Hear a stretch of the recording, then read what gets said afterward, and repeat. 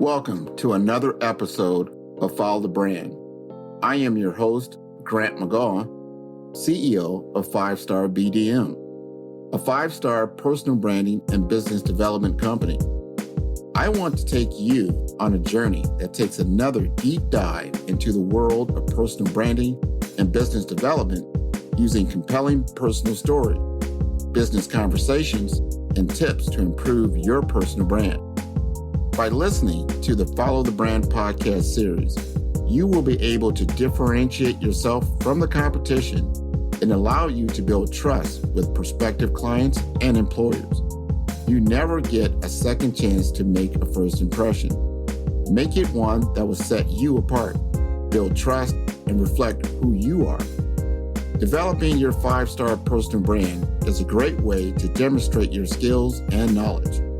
If you have any questions for me or my guests, please email me at grant.mcgaugh, spelled M-C-G-A-U-G-H,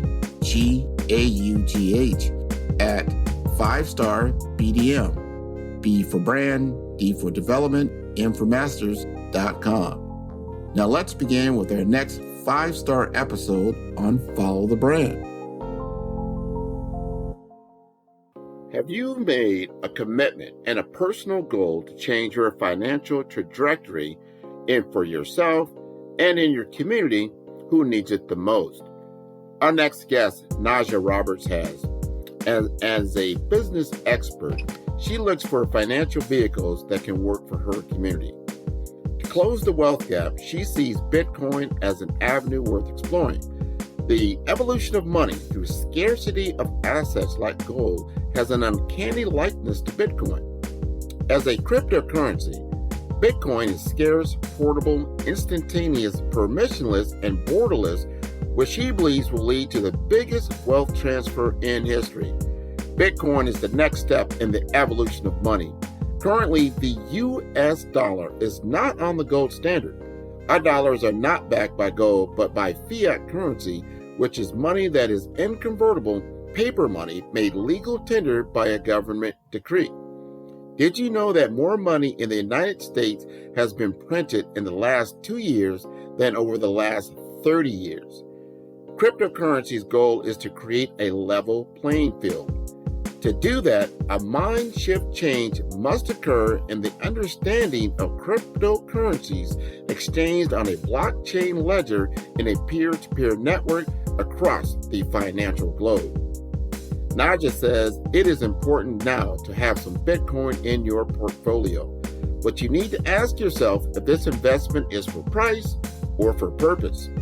Bitcoin investment will give you foundational wealth in your portfolio for the long-term growth, not the short-term gain, which will give you the greatest profit, says Najah.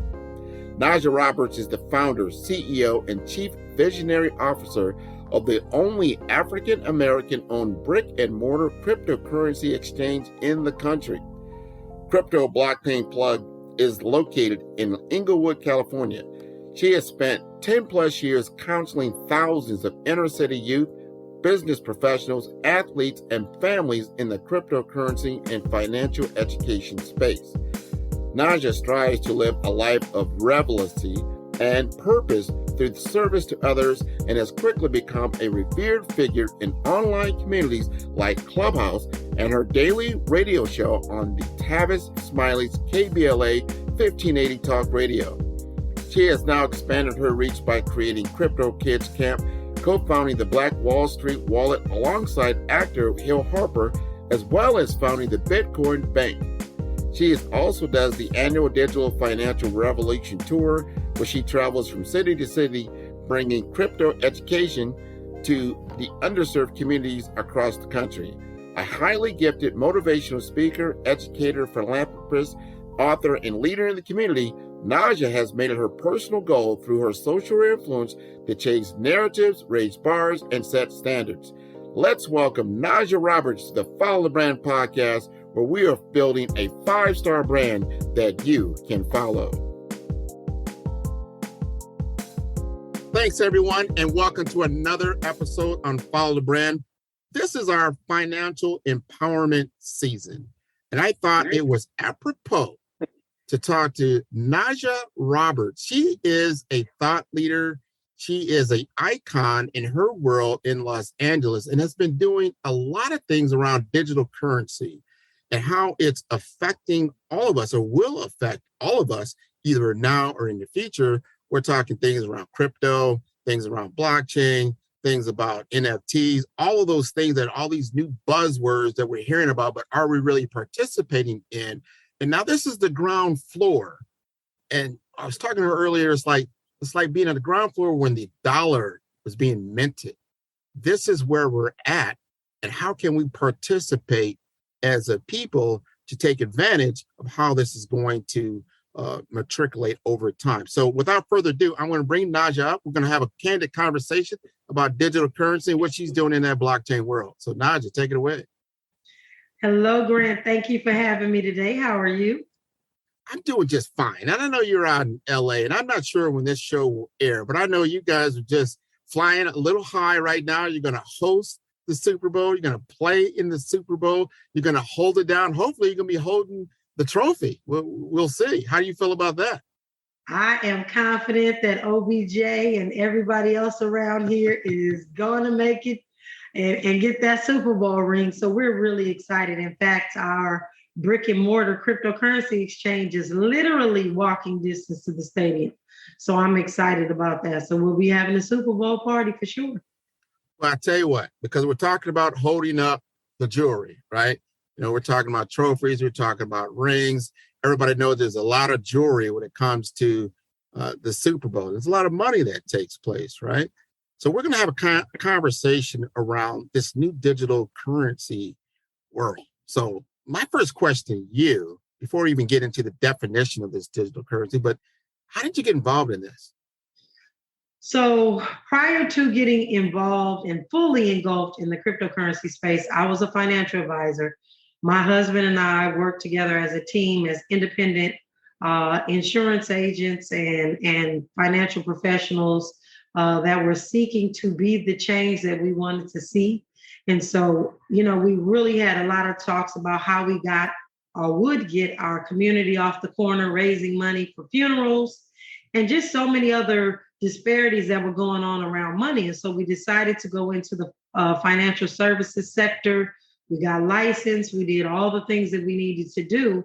But unfortunately, after we got there and we really understood what the real disparities were and how they were systematically put in place, we really realized that it wasn't just about us getting our community educated on these products. It was more about what could actually work for our community.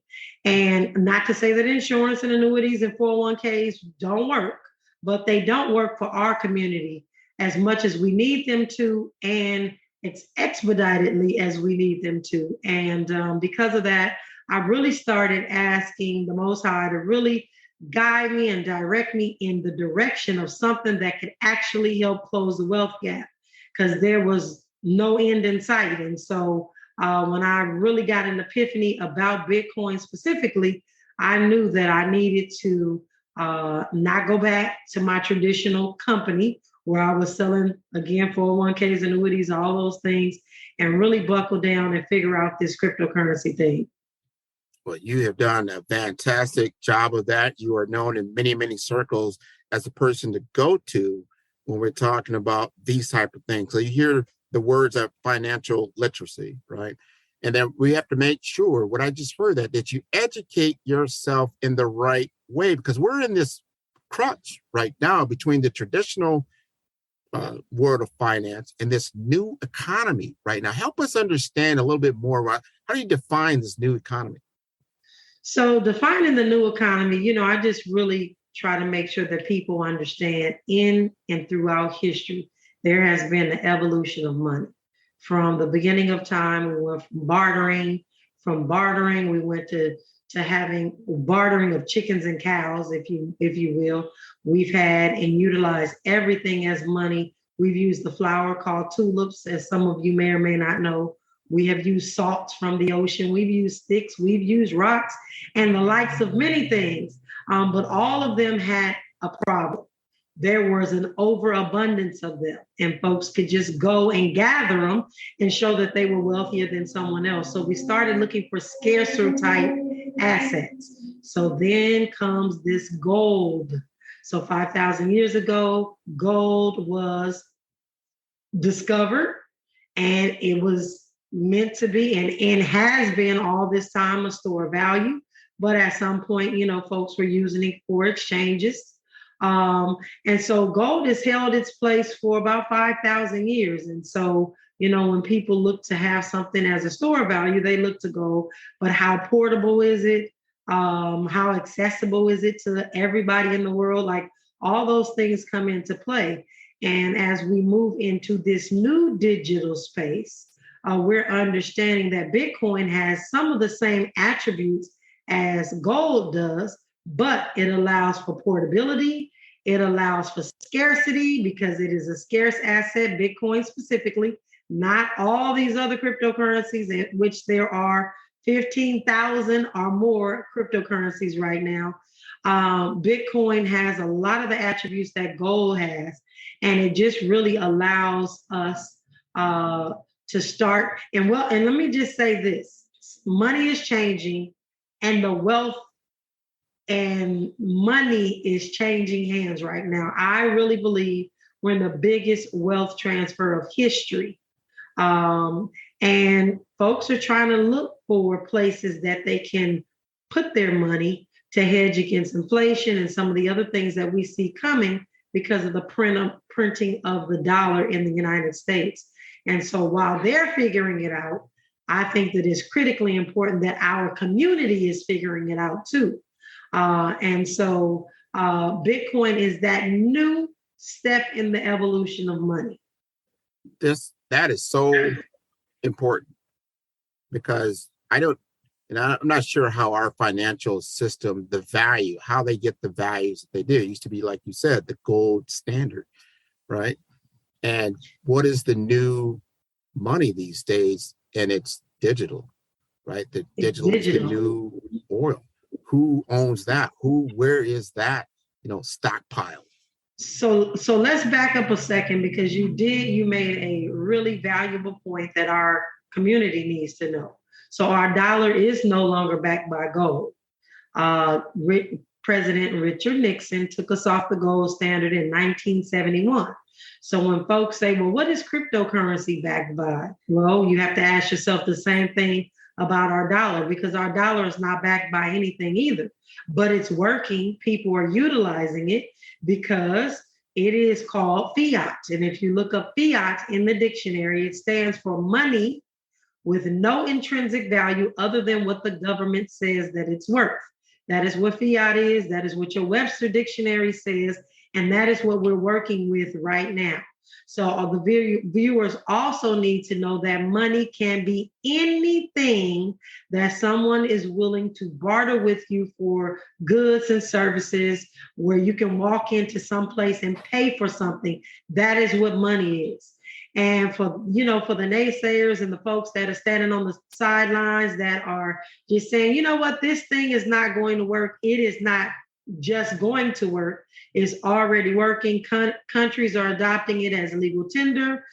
Just this week, Arizona filed paperwork for Bitcoin to become legal tender in Arizona. I mean, this thing is taking wings, and our community has really got to get an understanding of this digital currency. You've got to help me understand it myself, because I see Bitcoins, I see Ethereums, I see NFTs, I see a lot of different things. Then I just saw that it assumed that the crypto world just crashed and is trying to rebound because of some things that have happened. And obviously, we've seen the stock market really going through some roller coaster rides. Just help us with some definition. Like, what is this all about? Okay, so first of all, what is cryptocurrency? Cryptocurrency is a digital currency. So again, money can be anything that anyone is willing to trade for goods and services. So you're already using digital money, whether you know it or not. If you're using Venmo, PayPal, Apple Pay, any of those things, you're already in a digital space. It's just based on the fiat dollar, the dollar that is continuously being printed by the government constantly, and more has been printed in the last 2 years than has been in the last 30 years. That's a little bit of a problem. So let's just say that. So when you go and you look up how much money is today, and I'm just talking about the regular everyday dollar, it's not even a dollar. It's about, I believe, well, I didn't look at it today, but yesterday it was like at 91 cents. So what the dollar does is it fluctuates as well. People just don't know it because you take that $1 bill and you're able to pay whatever they say you're able to buy with that dollar. So, but that's just based on the government's promise to be able to turn that bill in to get whatever you need to get, like the worth. That's what it's worth. And so digital currency is cryptocurrency. Digital currency is currency that is not a physical coin. It's just held and maintained on a ledger inside of the computer.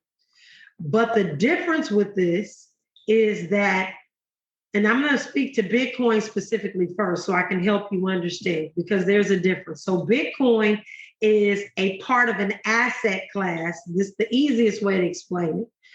Bitcoin is a part of an asset class called cryptocurrency. Again, there are over 15,000 of these cryptocurrencies. Bitcoin is just one of them. When you speak about Ethereum, it's just the second one. But they're on two different types of technology. So Bitcoin has its own technology on the blockchain. Ethereum has a different sort of technology on what's called a blockchain. And it's hard to grasp all at once. I will be quite honest, but I want to make sure that you're understanding it's about a technology. The technology is designed so that everybody is on a level playing field, that there are no barriers to entry. There's not supposed to be barriers to entry, but of course there are some, and we can talk about that if we need to. But Bitcoin is the grandfather of all cryptocurrencies, and it again was designed to allow peer-to-peer transactions without a bank being in the middle. So without you having to go to Western Union and give them a percentage of your money for Najah to send money to Grant, Bitcoin was designed so that if right now Grant says, I need to get a major surgery and I'm here in Africa, I need you to get this to me. I don't have to run to the bank, tell the bank, I need $10,000. And the bank has to say, well, why do you need your $10,000? And I have to say, well, I have a friend that needs surgery over in Africa. And then they may even tell me, depending on what bank I'm going to come back in a day or two because they need to order the money. Now, this is real stuff that happens. And then I have to take that $10,000 because Grant is in wherever he is and he's not able to actually access a bank because he may not even be a resident of the country he's in. Then I have to go down to Western Union. I have to give Western Union the $10,000. Then I've got to explain to them why I'm trying to send Grant his $10,000 for this surgery he needs immediately. And then Western Union has to figure out or not if Najah is really giving the real story about how and why she knows Grant, and it goes through this other scrutiny, and it may or may not go out through Western Union, but they're going to take a fee from it as well. With that being said, right now, this very second, if you needed Bitcoin, I can literally take out my cell phone, send you $10,000, and within seconds, you have it on your end. You're able to take it to the country where you are and do whatever you need to do, because 9 times out of 10, there is an exchange or individuals on the other end that accept Bitcoin and will exchange it for the local currency. It's that simple. We don't need any permission. It is permissionless. It is borderless. It is portable. It is just so many things that money is not in our system today. That is incredible, because my understanding, my little understanding of finances is that value, whether you're in the U.S., you're in Canada, or you're in an African country, is that value of that Bitcoin is universal. Is that correct? Yes, sir. It absolutely is. That's why we say it is transforming money. It is really transforming money. And I mean, think about when you go and travel, even if you're going to Japan, you need to get the yen. So you'd have to turn in your US dollar for the yen, and then you would get to that country. You go to a foreign exchange desk and you do your thing. And then when you come back, if you have some left over, you've got to go and exchange it. Well, Bitcoin changes all that. You can take your Bitcoin and go right into Japan and do business, do what you need to do all over the world. I mean, in Nigeria, there's so many different countries and places that are accepting. Now, they haven't deemed it as their legal tender, but they are definitely utilizing it and working with it. Of course, if you go to El Salvador, you definitely will be able to use Bitcoin everywhere from McDonald's to hotels to whatever you need to do. But even if you go right to Miami today, you're able to use Bitcoin. And there's so many other places that accept Bitcoin. If you start to look around, you'll start to see when you go to Overstock, if you're checking out online at Overstock, there's a Bitcoin tab. There's just so many places. I mean, I can go on and on and on. Let me ask you this, because this is great. Now you kind of define the platform, and we understand, at least I understand, that it's universal. You can use it. You can take the monies that you have now, convert it to a Bitcoin, and you can use it anywhere. Help me understand how this helps our communities that are small business owners, entrepreneurs, and that how they can take advantage, especially when you get into these NFTs and other things. Like how do we then buy our own, get our own little exchange or whatever it might be, that we become exclusive and actually create more value? So let's set aside NFTs because it's a little bit of a different conversation. So let's talk specifically about the actual Bitcoin itself first, to understand how it can change the financial trajectory of our community. So right now, those of us that may or may not have savings in the bank, right now you're getting absolutely nothing for your money every single month and every single year that it sits there. In fact, they're using it to do whatever they need to do to loan out. And then they get the lion's share, if not all of the interest from your money, and you get nothing. But what Bitcoin is allowing us to do is utilize it right now as a store of value. And as the value raises, we're able to actually see that growth in our portfolios. So what we're sharing with the Black and Brown community is that you don't have to go all in on cryptocurrency. However, we are asking our community to just put and add Bitcoin to your portfolio. So no matter what you're doing, if it's real estate, if you've got annuities, 401ks, insurance, you definitely need all of those things. But what we're saying is diversify yourself and add Bitcoin to your portfolio. So even if it's just $100 a month or $5 a month or $1 a month, if you don't believe in it, just do something. Don't just sit back and watch this thing just grow and continue to grow and continue to grow, and you're not a part of the ecosystem. And you mentioned that Bitcoin has crashed, that you've heard that cryptocurrency is crashing. It is definitely not crashing. Those of us that have been in this space understand that there is volatility, just like there's volatility in the stock market, just like you said. And if folks have been saving in their 401ks through the stock market, they will see a massive slash in their funds if they open up their statements come this next month, because stock market has crashed, has been crashing. But we know that anything that is new, it has to find its base. So we understand that this could go up and it can go down and it can go up and it can go down. And that is why we're talking to our community about a mindset shift. We've got to change our mindset. And so the mindset in dealing with Bitcoin specifically should be about right now buying and holding, because the asset has not yet matured to where it's going to be. And if we were having this conversation in 2017 when Bitcoin was $4,500, which it was for a lot of my clients, I said, just buy one, hold it, don't do anything, don't sell it, don't think about doing anything, just wait for the lemon to get ripe on the tree. Well, then we thought maybe the lemon was ripe on the tree in 2021 when it went to 60,000, and my message did not change. Do not sell it because the lemon is not ripe on the tree yet. So now it's back down to about 38, 39. No sweat, because we're in this for the long haul. Because if it was $200 in 2015 and now it's at 30,000, what could it possibly be in another 10 years? Listen, folks, Bitcoin is your foundation on your cryptocurrency house. Now we start talking about adding on sunrooms to your house, which are your NFTs, and maybe even your metaverses and some of those things. That's a totally different conversation. But when we're talking about foundational wealth, you need to have Bitcoin in your portfolio. I would venture to say to you, and I'm probably much different than a lot of people that you talk to, that you can either buy any of these cryptocurrencies for only two reasons.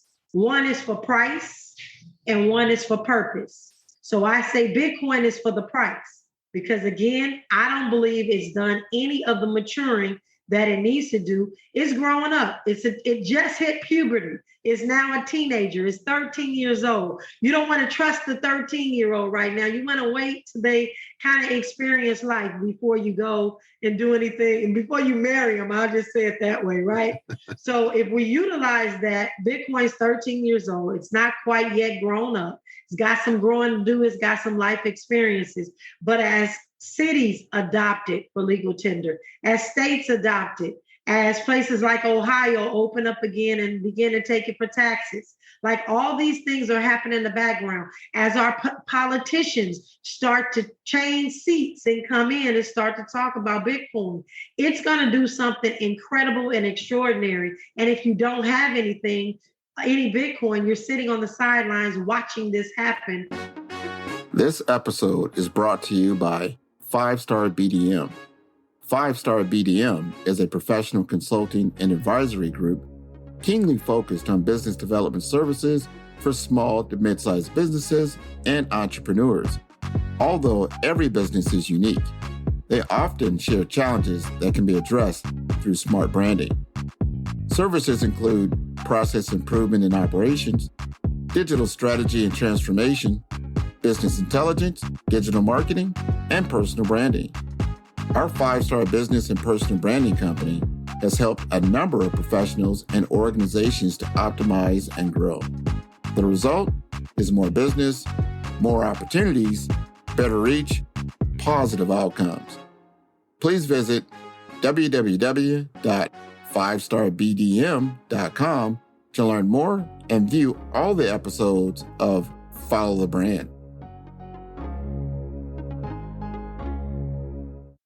Well, right now you can buy $1 worth of Bitcoin and be okay in the long run. So let's get into NFTs.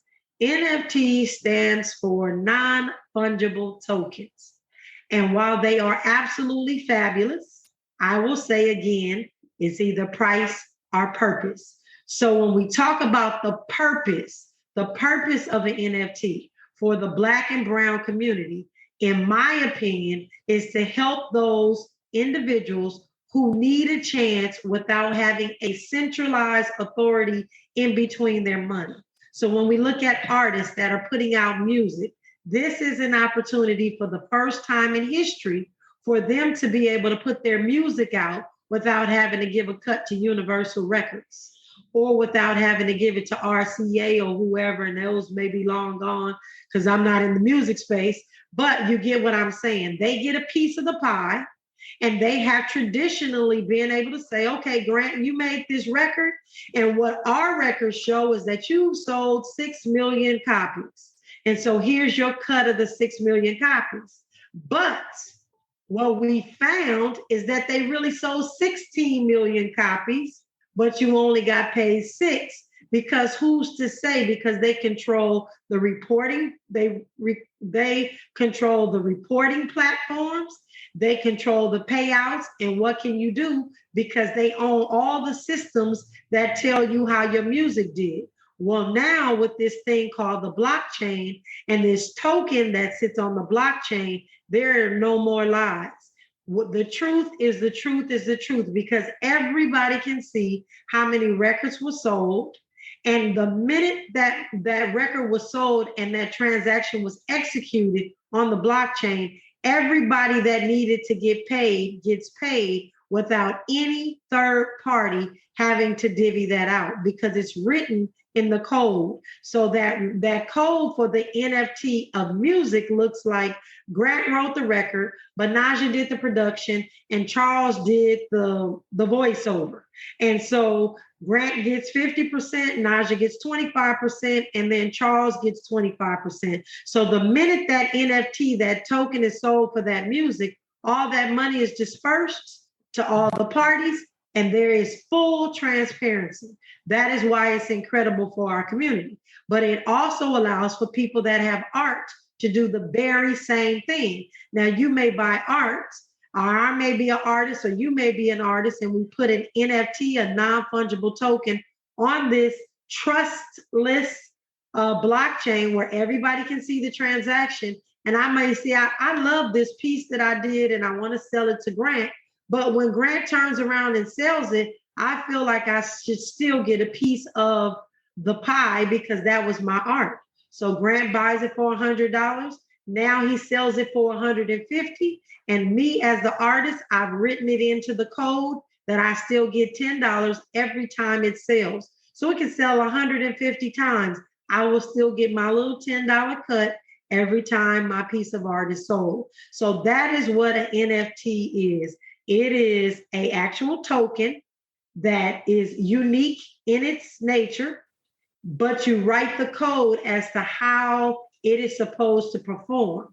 And it's unique to whatever piece of art you put there. So people are selling everything with NFTs. They're selling homes because homes are one of a kind. Non-fungible means there's only one of that kind. Bitcoin is fungible because a Bitcoin is a Bitcoin is a Bitcoin. It doesn't change like that. But an NFT is non-fungible because it can be a house, it could be a car, it could be digital art that you never even physically take control of. But that is what an NFT is, non-fungible token. And that's how it helps our community, because it allows us to take and be owners of our own particular entity or thing or recipe or whatever people are putting on the blockchain in an NFT form. And it allows us to have control over our intellectual property forever. Let me ask you this, because I get that. That was beautiful, matter of fact, beautiful definition. That means we create the NFT. Are you creating it like in a contractual agreement that's done? I don't know if you need a lawyer or whatnot, but you said, okay, this is our agreement. You don't need a lawyer. You don't even need a lawyer. You just say you created like some imagery, right? And in that imagery, me and you created our agreement. You're going to get 10%. I'm going to get whatever. Let's just say it was 90%. But so each time, and we, that's the token. That's what we're going to use to exchange for value. And then we put that out there. No one can buy that art like you just were showing there. People can see the screen. It's as easy as a child drawing a piece of art and turning it into a PDF or JPEG, and they can actually do what's called minting it and put it up for sale. As long as there's a good story behind why he or she drew this picture, somebody would be willing to buy it for the purpose. They want to support the child. They want to support the artist. They want to support the musician. Remember, I said price or purpose. Right. So why do I buy NFTs? I buy NFTs not because they're going to go up in price, even though some people hope the things that they buy go up in price, but I buy them for purpose because I want to support our starving artists that we want them to have a shot. We want to display their art, just like you buy a piece of art in your office or your home. Most of us buy art. There are some art investors who buy it for the price, and they have millions of dollars of art on their walls. But for most of us, we buy art because it matches our decor in our house, and we just want a nice piece of art from a Black artist that we would love to support. So you're doing the exact same thing in the digital space. And so when we get our community to really understand, and I'm not saying that people's art is not going to be worth millions of dollars on the secondary market, because it may. But again, ladies and gentlemen, it may not. And so you just have to be ready for that. So if I'm following you, let's get into streaming services, right? Now you've created your NFT, some music, and maybe it's homegrown, you put it out there, it's available. And then let's say Spotify, like, man, that's some good music, I like that. And they start streaming that. Do they stream it through your NFT? How does that work? They stream it through your NFT. And every time, they stream it through your NFT. And then if they want to sell it, what most artists are doing, they're getting their residual. They're getting a little 10 cent, 15 cent every time somebody's reusing it for maybe a movie or whatever it is. You write that into the code. They write that into the code when they're minting it. And so all of those things are it just changes the game. It changes the game 100%. Wow. So now I'm curious, how did you establish yourself as an expert in this field? So as a financial advisor, of course, again, it started with Bitcoin. So I live this, I'm in this every day. And so my husband and I own our own brick and mortar cryptocurrency exchange where people actually come in, buy and sell cryptocurrency. But it allowed us the opportunity to really pay attention to how the swings of this space are. So when we first opened up, people were all into Bitcoin specifically. And then all these other coins started pouring in, and we would get calls.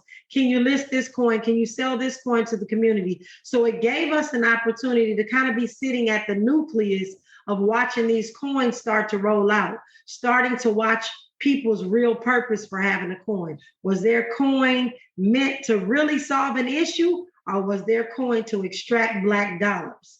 And we were able to figure that out early on, where we can start to caution people that when you hear about a Dogecoin, all that looks good and glimmers is not gold. And even though our superstars and our beloved rap artists are telling you to buy things, it is detrimental to your financial health.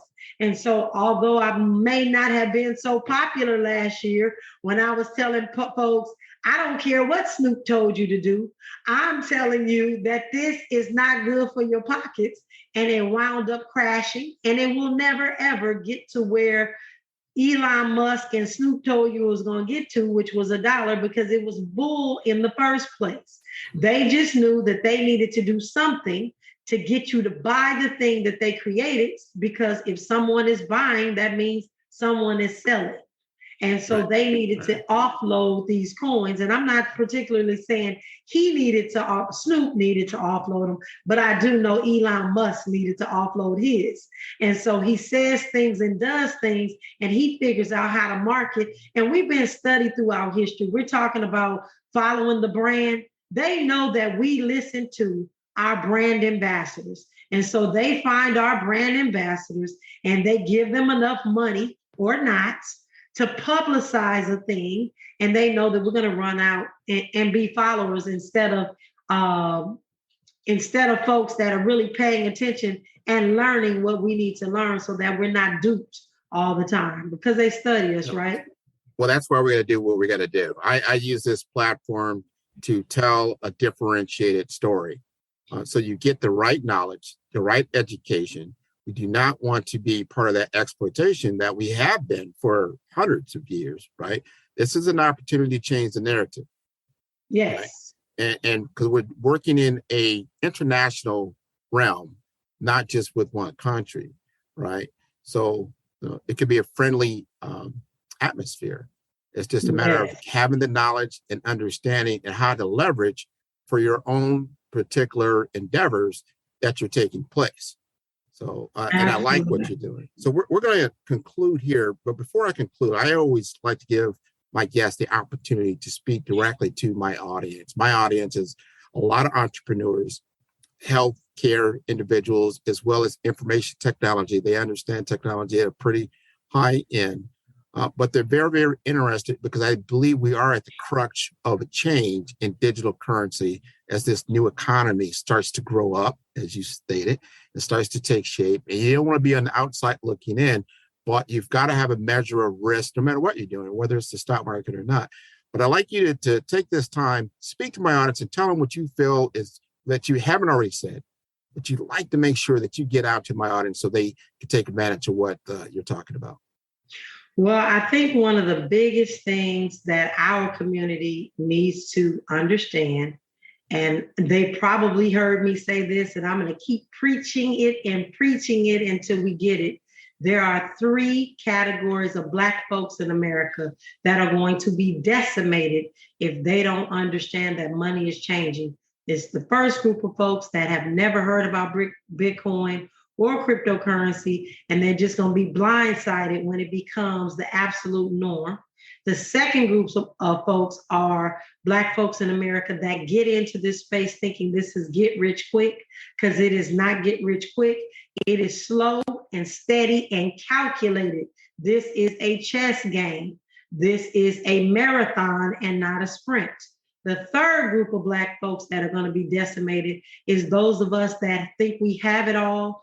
We've arrived, we've got our real estate in place, we've got our 401ks, our annuities, our houses in order, and we feel like this Bitcoin thing is not going to affect us, and we don't take heed right now and purchase what we need to purchase to secure our cryptocurrency foundation.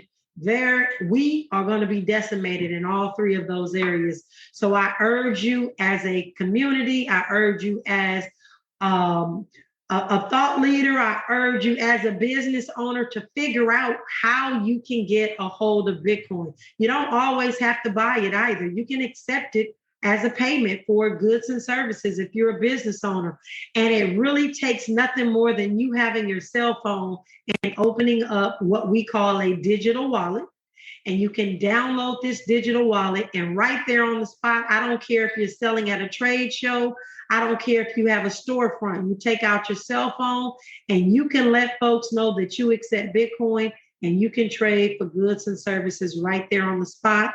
It is instantaneously, but you can also go out and buy it.